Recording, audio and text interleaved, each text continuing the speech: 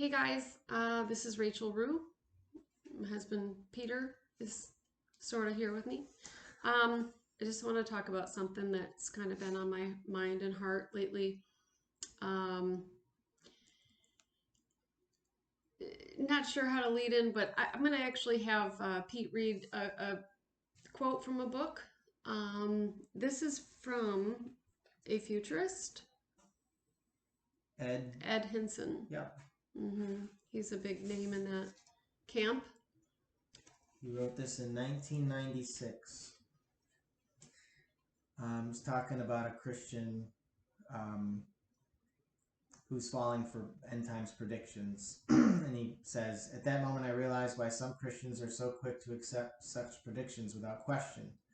They just don't know any better. Many of them have only a limited knowledge of biblical prophecy. In most cases, they believe whatever end times position is taken in the church where they were converted. After all, they theorize, if our church is right about salvation, we must be right about prophecy too. Even pastors with theological training have been known to fall for some of the latest eschatological scams." Okay. Ed Heinz.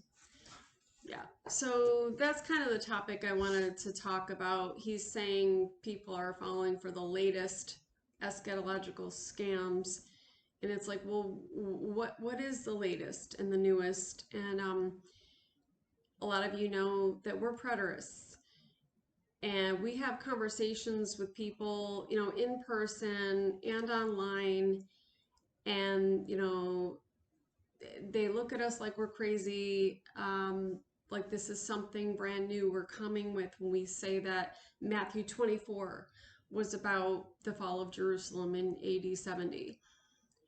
And it's like, well, actually, no, that's not new. We're not bringing something new. When you look at the historical views of the church, I think this is so important because Christians don't realize that what they're being taught today, the mainstream view today, is actually brand new and totally opposite of what the church has historically believed and taught for nearly 2,000 years. So Matthew 24 being a huge one. I'm not even sure where to start here. I'm going to start with the Scofield Bible. So we talk about this in both of our books, that the Scofield Bible is what popularized dispensationalism in America in the early 1900s, and then it grew from there, which is very, very new. It's interesting. I'm going to read you his commentary. He has notes on Matthew 24:34, where it talks about this generation, and I'll just say this: we saw a video the other day of Gary DeMar, promoting his Wars and Rumors of Wars book, and he's making a video and he's explaining, Jesus was speaking to the people living at that time, telling them that these things were going to happen in their generation, and it was that generation he was speaking to. And Pete is like, it's sad that Gary even has to explain that to people, because it's the natural way you would read that, you know, um, but people today don't know that. They're not being taught that way. But I'm going to read this commentary on that verse. So Matthew 24:34 is where Jesus says, this generation will not pass till all these things are fulfilled. So this is the prophecy in Matthew 24 about the destruction of the temple, and the disciples ask when this is going to happen. When are all these things going to happen? Schofield says, well, first of all, he botches the definition of Janaea, but that's not what I want to focus on here right now. He says, bear with me a moment.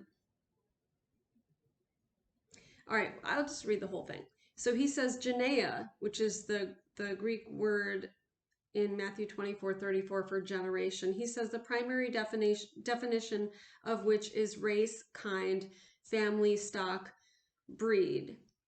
So all lexicons. That's wrong. He's actually defining the word genos there, and we discussed that in our second book, End Times Explained. But he says that the word is used in this sense here is sure, because none of these things, i.e., the worldwide preaching of the kingdom, the great tribulation, the return of the Lord in visible glory, and the regathering of the elect, occurred at the destruction of Jerusalem by Titus, AD 70. The promise is therefore that the generation, nation, or family of Israel will be preserved unto these things, a promise wonderfully fulfilled to this day. So my point here is he's making it a point to say none of these things happened in AD 70. Well, why would he say that? Why does he need to say that? If that's so natural and that's the understanding of the passage, the reason he's saying that is because that was the common understanding of this passage all through church history. And what they were trying to do, they were trying to change that. So he's trying to say, no, this all didn't happen in AD 70. So it's obvious that he's trying to combat something. They're trying to change the understanding of the church. You know, and if you go to, you know, there's a book we love. It helped me tremendously in my study of Matthew 24. It's by John Bray, called Matthew 24 Fulfilled. John Bray was an evangelist.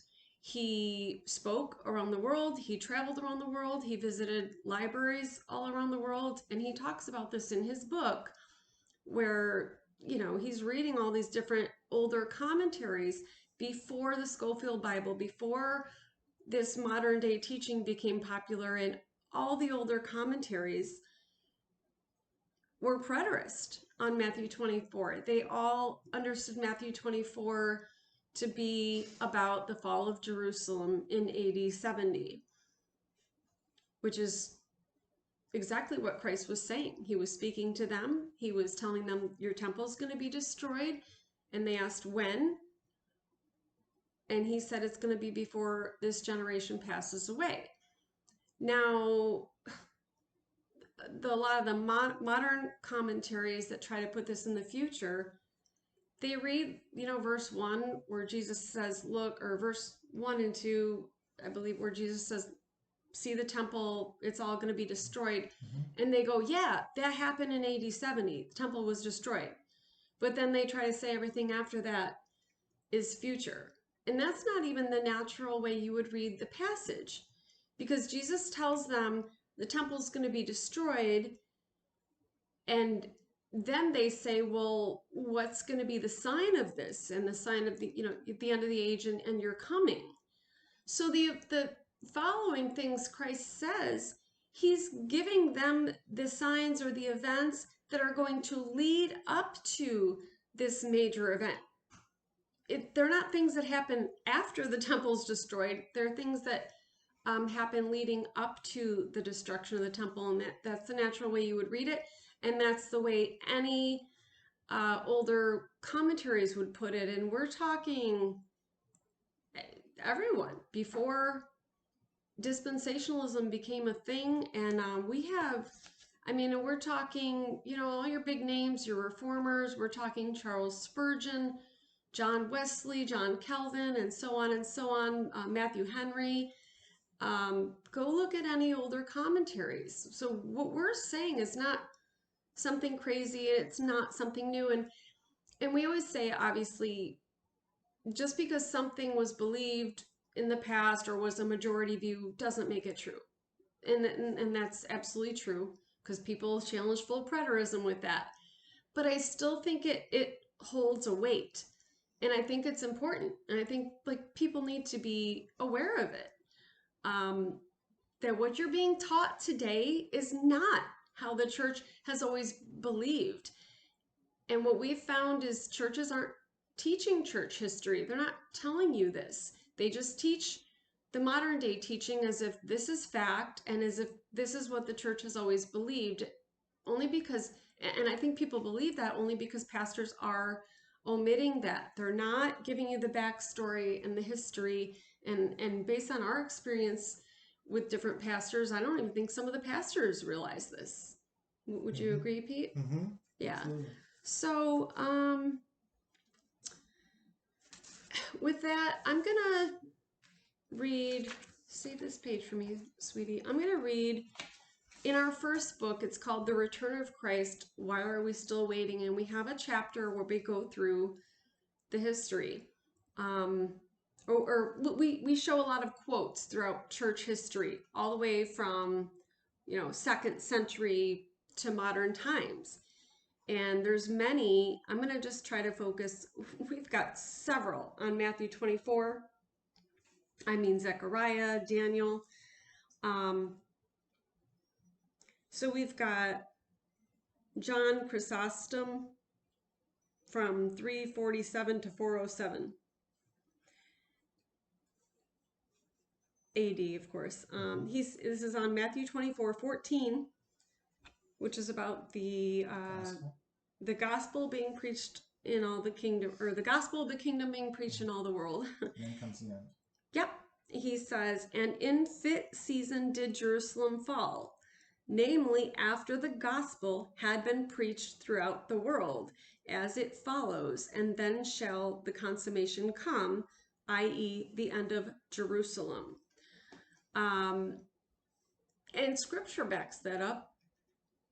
There's verses in Colossians and Romans where Paul actually says the gospel was preached to all the world. And it matches exactly the words of Christ in Matthew 24. So that's in both of our books. But I'm just going to continue to show you. I just want people to understand this. Like, this isn't some crazy new idea. This is historic. We're talking, 4th century, even prior to that. Augustine talking about the abomination of desolation. He was 354 to 430. Thus, Luke made clear what could have been uncertain, that was what was said of the abomination of desolation referred to the siege of Jerusalem, not to the end of the world. Let's see what else. Theophylact of Ocrida, don't know if I'm saying that right. Matthew 24:14 again, for the gospel will be preached to all the nations as a witness, that is, as a reproof, a condemnation of those who do not believe, and then the end will come, not of the world, but of Jerusalem. Okay, I'm just going to specifically look for Matthew 24 ones. Henry Bullinger, 1504 to 1575, Matthew 24:21. This is on the Great Tribulation. For then there will be great tribulation, such as has not been from the beginning, etc. This destructive war against Jerusalem was beyond all others in the world with respect to calamities and miseries. Well, we've got John Calvin. That's on actually Isaiah 65. He's again making that symbolic metaphor with regards to the changing of the covenants. Let's see. Daniel Whitby, that's on Matthew 10. Here's John Gill. 1662 to 1714 was his lifetime. And he wrote this on, I apologize. Oh, John Gill. Matthew 24. I started to read Matthew Henry. Yep, John Gill on Matthew 24:30. He shall appear, not in person, but in the power of his wrath and vengeance on the Jewish nation, which will be a full sign and proof of his being come, as if they had seen him appear in person in the heavens. Okay, so that's on Matthew 24:30, again, applying it to the past. We have John Wesley, 1703 to 1791, on Matthew 24:34. He says, this generation of men now living shall not pass till all these things be done. The expression implies that great part of that generation would be passed away, but not the whole. Just so it was. For the city and temple were destroyed 39 or 40 years after. So again, they're relating it to that generation, which is exactly what Jesus said. Again, this has always been the understanding. Yeah, he's disagreeing with Schofield there, and he's putting it in the first century, the destruction of Jerusalem in AD 70. Right, but yeah, and again, I'm just reading some of these different commentaries to show you this was the common understanding, and Mm-hmm. that's why Schofield made it a point to say, well, none of this happened in AD 70 because they were trying to change the church. They were trying to change the understanding of Scripture, and they succeeded because Now we have they this teaching. well, they were back. That's a whole another discussion, but they were This backed. teaching. They were backed by the Rothschilds, the wealthiest people in the world were pushing this, and they succeeded amazingly almost overnight in changing the views of the church. But I think Christians need to be aware of this. Because again, they hear our position and they think it's totally something new that we just invented. And I just want people to know that's not the case. We're actually trying to get the church back to its Mm-hmm. roots and back to what was the traditional or the biblical understanding of Scripture. Here's Thomas Newton, 1704 to 1782, on Matthew 24:30. The plain meaning of it is that the destruction of Jerusalem will be such a remarkable instance of divine vengeance, such a signal manifestation of Christ's power and glory, that all the Jewish tribes shall mourn, and many will be led from thence to acknowledge Christ and the Christian religion. The destruction of Jerusalem will be as ample a manifestation of Christ's power and glory as if he was himself to come visibly in the clouds of heaven. And then overall on Matthew 24, he said, "It is to me a wonder how any man can refer part of the foregoing discourse to the destruction of Jerusalem and part to the end of the world or any other distant event, when it is said so positively here in the conclusion, all these things shall be fulfilled in this generation." Let me just check and see if I have any others. We've got, oh, here we go. Milton Terry, 1840 to 1914 are his dates. Matthew 24:30, the Son of Man came in heavenly power to supplant Judaism by a better covenant and to make the kingdoms of this world his own. And that parousia dates from the fall of Judaism and its temple. The parousia is the coming of Christ. It's the Greek word for coming. Did you have something to add, honey? Oh, okay. Yeah, Pete's showing me this. This is Charles Spurgeon from our new book, End Times Explained. And he also had a preterist interpretation of Matthew 24. The reason for this injunction was thus stated by the Savior: "For there shall be great tribulation, such as was not since the beginning of the world to this time, no, nor ever shall be." Read the record written by Josephus of the destruction of Jerusalem and see how truly our Lord's words were fulfilled. The Jews impiously said concerning the death of Christ, "His blood be on us and on our children." Never did any other people invoke such an awful curse upon themselves, and upon no other nation did such a judgment ever fall. That's Charles Spurgeon's exposition of Matthew 24. So yeah, I just want people to understand this is the way Matthew 24 has always been understood, and everything that comes from the dispensational system is new to the church. So it's not just Matthew 24. The modern day teaching of the rapture, the pre-tribulation rapture, this also stems from dispensationalism. This idea that Israel is distinct from the church, this is also new, associated with dispensationalism, and also the gap in Daniel chapter 9, Daniel's 70 weeks. So historically, um, the church never put this gap between the 69th and 70th week. And all of your views today on the pre-trib rapture, the distinction between the church and Israel, it's all based on there being this gap between the 69th and 70th week. And the dispensational teachers today, they try to defend their position by saying, well, it's not new. There were people in the past who believed in the rapture and so forth, but it's like, it doesn't add up. Because not only do we not have any commentaries through history where there was a belief in a pre-trib rapture, you don't have a gap between the 69th and 70th week.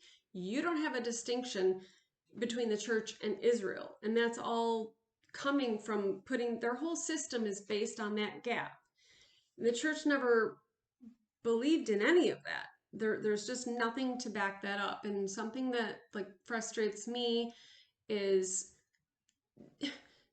you know, the teachers today, they will try to defend their position and say, well, so and so, he believed in the rapture, and they'll show a quote where someone uses the word rapture. And it's like, okay, but you're not being clear. Someone can use the word rapture. That doesn't mean that they believed in a pre-trib rapture. Um, I don't want to go too far off track here, but another thing, we always hear pastors when they speak on the rapture, they try to say, people today say the rapture's not in the Bible. No one says that. I've never heard anyone say that, but I hear these pastors all the time try to say, oh, people today say the rapture's not in the Bible, but we've all heard it. I've heard it a million times, the same spiel. Oh, the Greek word harpazo, it means to be snatched away, or Mm-hmm. and so forth. And in the Latin Vulgate, rapturo, and so it's like, look, no one's saying the rapture's not in the Bible. Even preterists believe in the rapture. What's debated about the rapture is the timing and the nature of it. Everyone agrees the concept of the rapture is there. These teachers need to be clearer in defining their terms. What they mean is, when people say the rapture is not in the Bible, they're saying the pre-trib rapture is not taught in the Bible. And that's what's not being articulated. And again, yeah, you can go and find Matthew Henry or so-and-so who used the word rapture in his commentary, but he didn't believe in a pre-trib rapture. So that's deceptive. The fact of the matter is this view never existed all through church history, all the way back to the early church. It was never understood that way. And that should be alarming to Christians. What you're believing today, for nearly 2,000 years, the church didn't believe. I mean, it wasn't until, I don't even want to say 1800s. It took a while to get it on its feet. Darby started developing the system in the 1830s, and then through the mid 1800s, the Plymouth Brethren started spreading it through the world. Late 1800s, it came to America. Early 1900s, it was pushed in America by the Schofield Bible. So we're talking only a little over 100 years that this has been like popular within the church and within America. And people don't know that because, if you've been born in the last century and you were taught this and it's all you know, so you think that's that. And I just want to share something to our new book from Kirk Cameron. He wrote the foreword to our new book, and I love something that he said. I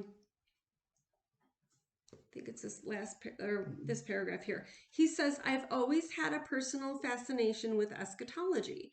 When I first became a follower of Jesus, I embarrassed myself in front of several well-known pastors as I revealed my, quote, end times ignorance about last things. I assumed that since the books and movie Left Behind had been so popular, every Bible believer must have believed it. But when I learned that many of my historical heroes didn't agree with some of my modern day teachers, I dove deeper into study to get to the real end of the matter. I love that. Mm-hmm. And I wish that more Christians had that mentality. I mean, that, like I said, should be alarming. What you're being taught today is not historically what the church has believed. regarding the rapture, regarding Israel, regarding Daniel's 70 weeks. It's all brand new. And it's wrong. Right. And when you it is wrong. And when you get into the study of it and learn all these different views, or when you learn that there are all these different views, it should make you want to, like Kirk said, dive in and figure it out for yourself. And sadly, I think a lot of people today, they're not thinking for themselves. They're just going by what they've been told, and just accepting it without being willing to do any of the homework.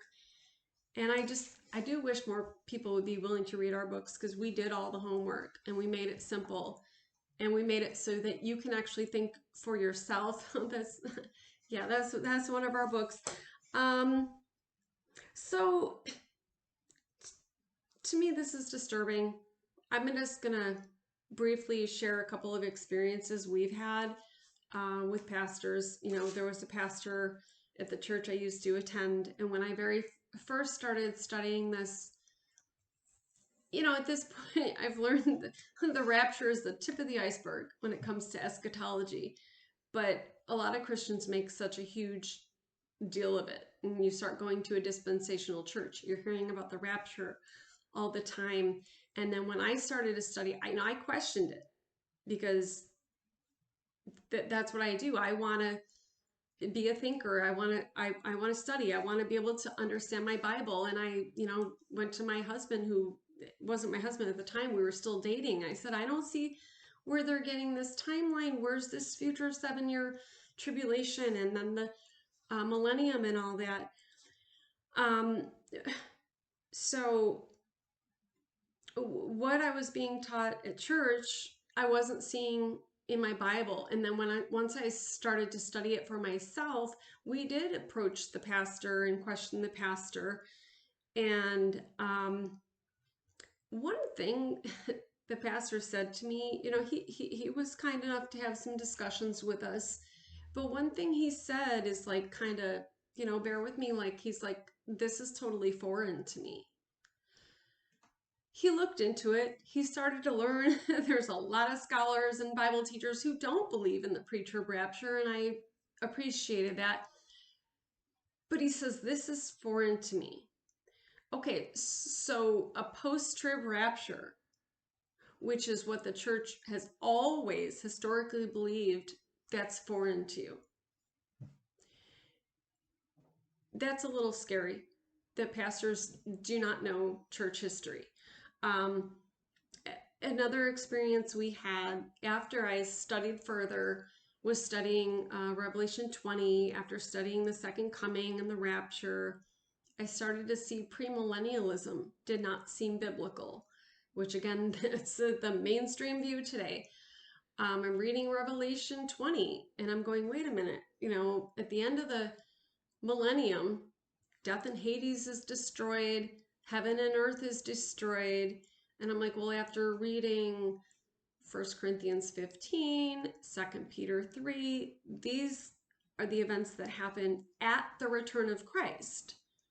So I'm like, well, if Christ returns at the beginning of the millennium, how do these things not happen till the end of the millennium? It didn't make any sense.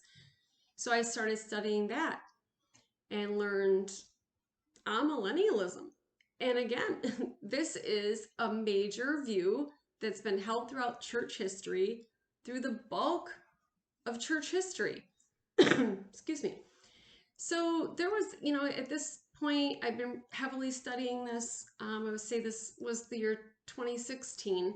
We visited a church where Pete knew the pastor and had some friends there, and so we visited. Sure enough, the day we visit, the whole message was on the rapture and end times, and I'm taking notes frivolously and my mind's going crazy. I had been heavily studying this at the moment, and Pete says, oh, I'm gonna have you talk to the pastor. I said, no, Pete, no, I've not had good experiences with that. And I'm no, I've learned it's nearly impossible to get a pastor to change his position. And I wasn't up for it. I just wanted to visit, have a nice visit, and not cause trouble. But Pete set me up Pete, show your face. So he calls the pastor over and he says, "You should No, you you're should good. give your input on this." He calls the pastor over and says, "Oh, Rachel's got some questions for you." So the pastor's like, "Oh, really?" And it was a complete setup by Pete. So I was like, oh. So I did. I questioned him on some of the things he was saying, and he could tell right away we had a different view, but he was open to talking and he was polite and he was like, just come out with it. What's your view? So we told him we're all millennialists. At the time, that's what we were. And I just started rattling off scriptures like crazy and showing him the contradictions in the premillennial position. And at one point he's going, it says that there, it says it there. Like I was telling him what it says in Matthew 25 and so forth, and how it lines up with Revelation 20 and so on. Um, he was very great and talked with us for a while, but he had somewhere else to be. So after a while, he said, listen, I gotta go. But he was like, will you email me those scriptures? And I was like, yeah, of course. So I was like, I'm not just going to email you a couple of scriptures because there's more to this. It needs to be explained so you really understand it. So we came home that Sunday, and I immediately started working on it, typing stuff up. It took about 4 days. I typed up a ton of notes, and then Peter helped me. He put it into PowerPoint, made charts to go along with it and stuff. And so then Thursday, we emailed it to the pastor. It ended up being a 26-page PowerPoint presentation. Mm-hmm. And thankfully, the pastor was kind enough to read it. He read the whole thing. He emailed us back. He said, I read the whole thing because I understood you wrote it specifically for me, which we did, and I appreciate that. Um, Later, I did expand on it, and it turned into my Millennialism book, which turned out to be about 60 pages.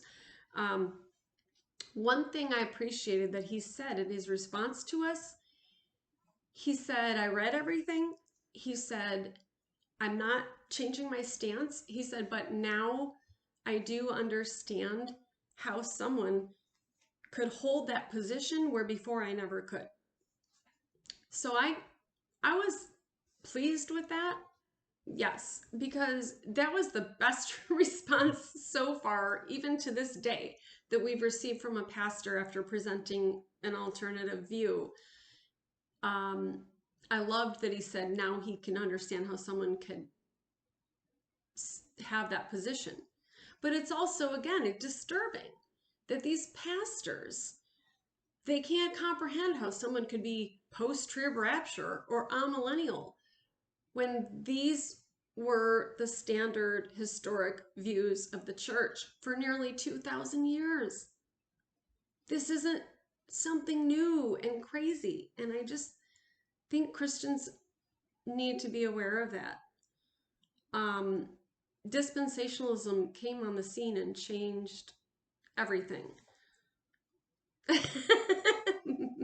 Pete. So, anyway, I don't know. I just wanted to get this off my chest. That when we have, like I said, when we have conversations with our futurist friends, they treat us like, well, you preterists, you're putting too much emphasis on this generation and Matthew 24. And it's like, guys, no. This is how it's always been understood. And it's a natural understanding. The disciples said to Jesus, wow, when's all this going to happen? He's like, well, this generation's not going to pass till it all happens. Well, who is he talking to? He was talking to them. So, obviously, Pete and I have written a couple books. If you're not interested in reading our books, read other books. I don't care. Read any commentary before the 1800s and see what we're talking about. Read John Bray's book, Matthew 24 Fulfilled. The guy's done a ton of research. But again, Pete and I have researched it tremendously, and we've condensed the information down. We made it simple. We put it in layman's terms. So even if you disagree with us, just for the educational sake, read it for yourself and come to your own conclusions. I feel like I get frustrated because pastors, they they don't really talk about the other views. And there seems to be this mentality of, well, we're going to protect we want to protect the flock from these bad views. And it's like, to me, I almost find that insulting, almost like you're saying people aren't smart enough to think for themselves and make their own decisions. But I get it. I understand you're going to teach what you believe and what you think is right. What frustrates me is that sometimes when pastors do mention these other views, they don't give them any merit or credence. They talk about them in a negative way, like, oh my gosh, some people actually think we're in the millennium now. And they make a joke about it, like, oh, Satan must be on a really long chain. And they don't give you any of the scriptural evidence or support for why someone would believe that, to let people think for themselves. So I just want to put this out there and say, guys, what you're being taught today is brand new. What Pete and I are bringing is not new. Um, and like I said, go read any older commentaries or books on Bible prophecy, and you're going to get a totally different story than what you're being told today. And I just think that Christians should be willing to do that work. And if you're not willing to do that work, please don't judge. Okay, because you're just going by what you're being told, and you're just not getting the whole story at church. And I think that's important, and I think people need to be aware of it. So anyway, that's my heart. There's other issues I want to go deeper on, and we may do some other videos, Lord willing, on the whole Israel topic and things like that I think need more attention. But those were the things I wanted to hit on tonight. Was there anything you want to add, Pete? Mm-mm. Okay, that's it. Bye bye. Thank you, guys. Good night.